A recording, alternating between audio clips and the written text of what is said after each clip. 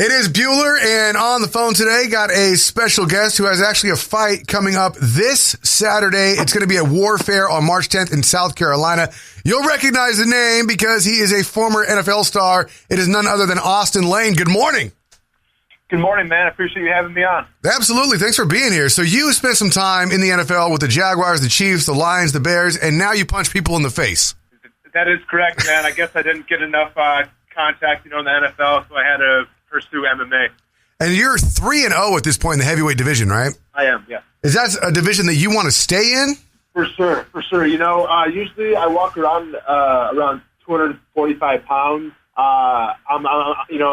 It's a very lean 245 pounds. So if I was to cut, 35, 40 pounds and try to make 205, I'd probably kill myself. And, I love to eat it as it is as well. So I'm not trying to, I'm not trying to cut all that weight and then just be in a bad mood and then, not feel 100% when I'm training. Because, obviously there are guys in my gym that do that, and I don't know how they can function like that, I mean, just being at 6'6" alone is gonna make you heavy in stature. And I understand what you mean about eating. I'm on a diet right now. I haven't had bread in over a week, and I hate life. So then is that no carbs at all? So no beer or anything like that? Nothing, man. Nothing. Oh, man. God bless you.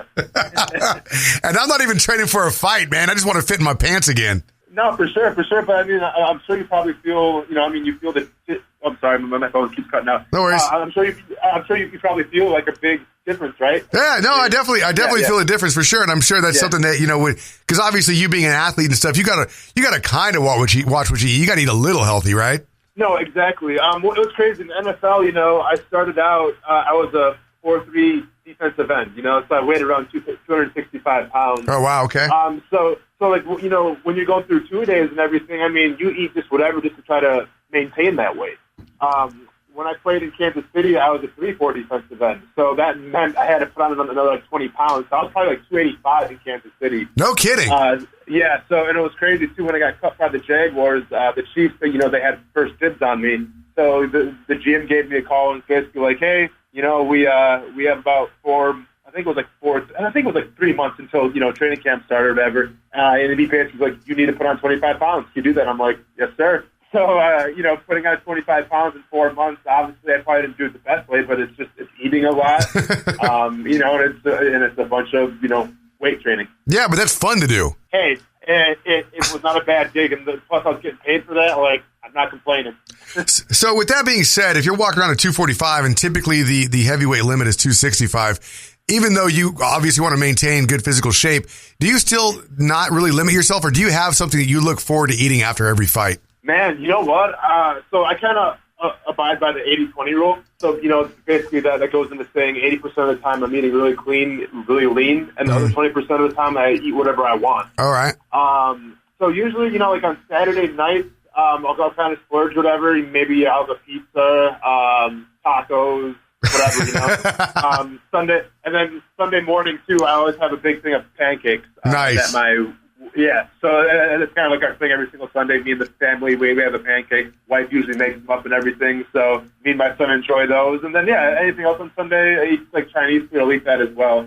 I've been blessed to have a pretty fast metabolism, so, I can digest pretty much anything pretty fast. So as far as putting on bad weight nowadays, it doesn't really happen at all. So, as opposed to the guys that are fighting at 205 or, lower, where they kind of have to watch what to eat, especially when you're in fight camp, you have to watch what you eat. Oh, yeah. Your time. Oh, yeah. Well, you got Daniel Cormier, his weakness is cake and chicken. Yeah, I mean, as far as weaknesses, I'm not really into sweets. You know what's really crazy is weaknesses. It would be like nachos, like chips. Like I just love chips, like oh man, tortilla chips. I guess it's like the saltiness or whatever. Oh man, but, I'm a sucker for tortilla chips. I don't even eat salsa or cheese or anything, dude. Like if there's a there's a full bag of tortilla chips hanging out, I'm just gonna eat the whole bag. Like it is what it is. I mean, if I have salsa there, cool. But I can eat a plain. Oh, you're making me hungry. I got to switch gears here. So you, I'm sorry. Yeah, I forgot about that. So you brought up your wife and your kid. How old is your son? So my son Ronan just turned 3 years old. So he wasn't around when you were doing the football thing. He was not. He was born when I was playing for the Bears a little bit, but he basically just got the tail end of that whole scene. So he only knows Dad is the face puncher then. Exactly. Yeah. Obviously, take him to watch. We went to some training camps here in Jacksonville. I took him to some Jaguars training camps, and he was really enthralled with that. And I was trying to explain, like, hey, I used to do this, but I don't think he quite gets it yet. Yeah, but, yeah. I'm sure one day I'll find some hidden tape or something that's been stored away, and I'll put it on for him and everything like that. And hopefully he can get inspired. Yeah, which is really cool, man. A little bit of nostalgia there. So with that being said, with you being a former football player and you're 30 years old now, the transition from football to mixed martial arts, I mean, obviously you're an athlete, so that gives you an up coming into this. But the thing is, a lot of these guys getting into mixed martial arts have been training some kind of striking or some kind of jiu-jitsu or some kind of wrestling almost their entire life. Do you feel like you're kind of playing catch up there? You know what? Not really. So basically, when I got to Jacksonville, when I got drafted, I started to take up boxing and MMA, right when I got to Jacksonville. Oh, okay. I think one of my strongest attributes as a fighter is the fact that I can pick up things pretty fast, and I think that kind of goes back, just playing ball and playing other sports as well. I'm the type of person that I need to watch someone do something, and then I can pretty much copy that, whether it's getting guys ready for, I train with a bunch of guys that are pro fighters in boxing, so that they always kind of bring me in, to try to mimic the big guys they're fighting, fighting style, and that's from orthodox or southpaw.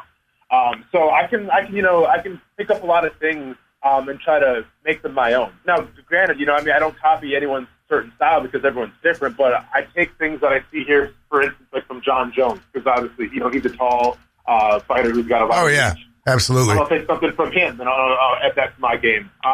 I'll take something from Cody Garbrandt. Granted, he's a smaller dude, but he's got really good hands. So I'll take something that I see from him, add it to my game. So I think just my abilities to pick things up on the fly has really helped me as an MMA fighter. You bring up John Jones on a side note here. How do you feel about the entire situation with him right now, getting fined $205,000 and possibly being suspended for 4 years? Yeah, it's a crazy thing. I think at the end of the day, I believe if he's not going to fight this year, he's definitely going to fight next year for sure. I know there's the whole 4-year ban thing, but I just don't see that happening. Especially, he's trying to go out of his way to prove that he didn't know what he was taking. He took the lie detector test and things like that. And obviously, I think the UFC needs him. And any chance I could get to see him fight Brock Lesnar would be pretty cool. I kind of agree with you. I was thinking he might be back as early as November, if not probably early 2019. So I think we're in the same boat there. Talking about the UFC here, you got a lot of prospects here. You're 3-0. You're heading into a heavyweight fight this weekend. Your opponent has the name of Ben Rowland, and if you beat him, what's next after that? You know what? We haven't really talked about that too much. We're obviously I have really high aspirations in this sport, high goals. But at the same time, you got to take it one step at a time. Oh yeah. So right now, my 100% focus is on Ben Rowland. And I honestly haven't even thought about after that. There's obviously other fights out there that have been offered and things like that. So once I beat Ben Rowland, then we're going to take it from there and just go on from it. But like I said, I'm not taking him for granted at all, and I'm 100% focused on him right now. Now, I don't want to take your focus away from that at all, but I do got to ask, if that fight goes the way that you want it to, obviously, and somebody takes notice, would you accept a call from Scott Coker of Bellator? Would you accept a call from Ryzen? When I started this out, almost 2 years ago now, the goal was the UFC. Right. And that's nothing against Ryzen. That's nothing against Bellator. I think Bellator has a great product, and they really take care of their fighters, and a big part of that is, they allow fighters to get other sponsors. At the end of the day, we are prize fighters, correct? Of course. So it's about how much money you make in a short amount of time. At the same time, I consider the UFC to be the highest caliber of MMA in the whole world. Of course. That's not to say that Bellator doesn't have great fighters. They have some of the, I would put Rory McDonald over anybody. I think he's one of the top two fighters in the world. So they have some guys. Well, and some of the great UFC fighters that are fighting right now, like Daniel Cormier, came over from the former model of Bellator that was Strikeforce. Exactly. So, I would definitely take phone calls, and I would hear the offers. But for me right now, the UFC is the ultimate goal. That's the ultimate goal? Yes. If you get there, will we see the football charge like Bob Sapp used to do? Do what? The football charge like Bob Sapp used to do from his corner? I don't know, man. I guess you never know, especially in it's crazy too, man, with Bob Sapp. imagine if he was around these days with social media now, like how big he would have been. Man, yeah. Bob Sapp was, he was big and he was popular. But if he would have been around like these days, bro, it would have been on a completely different level. 100%, man. Yeah. Well, I know we're running short on time here, but I got a couple more if you don't mind. One would be if you saw yourself in the Premier League like the UFC, who would you love to fight? Who is the one person there that you would love to step in the cage with? Stipe Miocic, you want the champ? Yeah, absolutely. Man. I mean, I feel like if I'm not coming out the champion, or if my goals aren't to fight the champion, then what am I even doing in the sport? So Stipe for sure. Given. Okay, well, what about past fighters, guys that aren't fighting anymore, guys that you've seen fight that you won't be able to fight? If you could have that opportunity in a time travel machine, is there anybody out there that you would love to fight? Man, you know what? Just obviously it would never work. But the first fight that I ever saw, it was Ken Shamrock versus Hoyt Gracie. Of course. I think that was UFC 1, if I'm not mistaken. And the reason I say that is because I remember my stepdad bought a VHS from a garage sale. and so we threw in this VHS, whatever, and we're watching this, and he heard the outcome of the fight, but obviously I had no idea. I mean, this whole MMA thing was new to me at this moment. I was probably in 4th or 5th grade. Yeah. And I remember he turned to me and was like, who do you think is going to win? And I'm like, are you kidding me? This Ken Shamrock dude's going to destroy this Hoyt Gracie guy. This Hoyt Gracie guy is 160 pounds. He's wearing a gi. I don't get why he's wearing a gi. I think that's going to hurt him. And Shamrock comes out, it's obviously just muscular to the gills. So I thought it was going to be a fast fight for Shamrock, and Hoyt ended up tapping him out. So I think fighting Shamrock would be better just because Hoyt is obviously a smaller dude. But maybe fighting Ken Shamrock, if I got to make it happen. Like Ken Shamrock, all in 1994, 1995? Ken Shamrock, all in 1994, but you've got to submit to drug testing. I like it, man. I like it. It's going down. It's happening this Saturday, March 10th in South Carolina. One more question. We ask all the fighters that are on this show. It's a ridiculous one, but I got to throw it at you.